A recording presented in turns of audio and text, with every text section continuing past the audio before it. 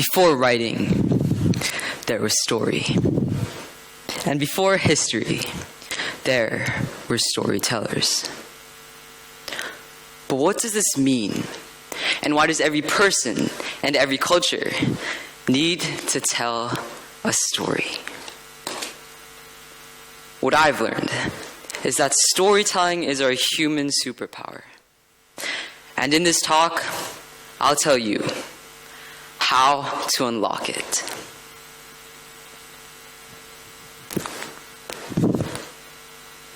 My name is Jai, and last night I was buried under an enormous pile of homework. The only thing I wanted to do was sleep. If I had told my mom, "Mom, I have too much homework," she would have just replied, "Hey dude, then start working harder." But if I told her the story of how I stumbled into my chair, eyelids heavy as bricks, ready to start working, only to realize I mixed up my red pen with my green one out of sheer exhaustion, she would have laughed. Maybe even felt bad for me. Same situation, different reaction. That's because a story makes you feel something. I've been trying to create social impact for a while now. I tried starting my own recycling project and kept running into walls. I tried selling bags on behalf of single mothers, but couldn't get anyone to buy them. After a couple of failed projects, I now know that I was never trying to sell a product or a service. I was trying to sell a story. Now listen closely. You, me, and the people next to you are all intrinsically attracted to stories. And since the dawn of time, Homo sapiens have spread knowledge through the transmission of narratives. Think of ancient cave paintings or plays like Shakespeare's Romeo and Juliet. Stories have always been there, and our sharing of these stories has not only helped us learn about our surroundings, but also about our own nature as human beings. To better understand storytelling at an evolutionary perspective, let's zoom in to what was probably happening thousands of years ago. I want you to imagine a caveman. Let's name him Mark, seeing a cluster of shiny black berries. They look sweet, they look harmless, but in reality, those berries are deadly nightshades, causing convulsions and death with just one bite. Now, Mark wouldn't have learned to avoid these berries from a warning label or science class. He would have learned because another caveman told him a cautionary tale about a person who ate them and never came back. That story would have traveled from one person to the next, from parent to child. And because of it, people would have survived. Mark would have survived by learning through a story. Long before data and long before textbooks, knowledge moved safely through stories. Knowledge moved safely through a way we can understand. And this does not just stop in archaic times. Can I get a show of hands for how many people watched cartoons as kids? How many of us read comics? Oh. Gentleman in the front, what was your favorite comic or cartoon? Yes. Well, just like you guys, I was totally captivated by the stories inside of these forms of entertainment. A Pokemon backpack and Batman poster on my wall. All I talk about with my friends at school were the stories we enjoyed most. These forms of fiction grabbed my attention. and probably, in one form or another, yours as well. We love stories. And it's just a part of us as humans, stretching back to archaic times. And there's real science behind this as well. Researchers have been studying what exactly goes on in the brain when we become engrossed in this flowing river of fiction. And one chemical that often comes up is oxytocin.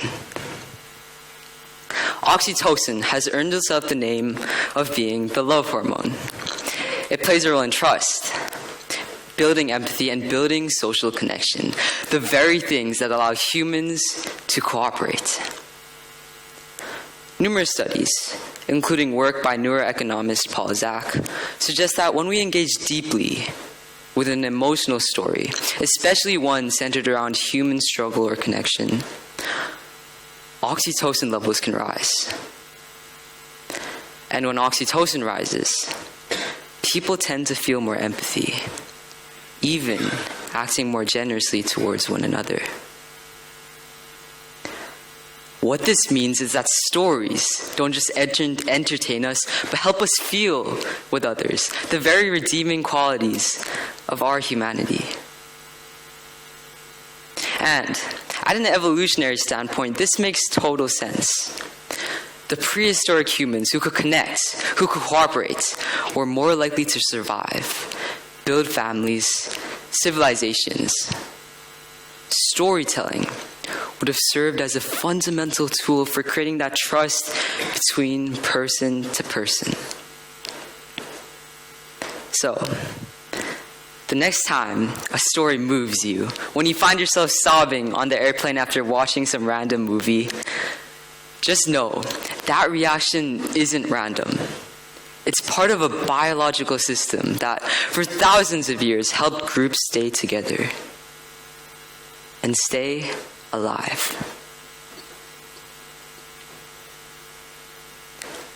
Have you ever felt moved? Not by just what someone said, but just how they said it. Telling someone your day was just fine is not telling a story. It's stating a fact. And that oxytocin is nowhere to be found. So then, you may ask, how can we unlock the power of story, the power to stir emotions in everyday conversation without just blurting out facts? First of all, let me clarify just what a story really is. A story is an interpretation of observable facts and events which provide these facts with structure and meaning. Historian Yuval Noah Harari argues that human civilization exists solely because we can believe in shared stories. From money to nations to human rights. Now, you might be thinking, this might be a bit hard to comprehend. But just look at this note of money. At a chemical level, it's just a design printed atop a piece of substrate. But socially, it is backed by the story we collectively believe in its value. Without that shared story, a Chinese yuan would be just a scrap paper.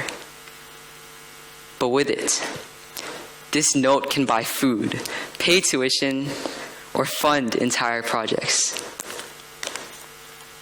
Stories serve as a foundation to give meaning to our complex ideas. And indeed, stories are all around us. When a politician wants to rile up their audience, they tell a story. When a leader wants to inspire their team, they tell a story. And when a tired student just wants to get out of doing his homework, he tells a story. The power of story lies in its ability to connect us, to build empathy, and to influence action.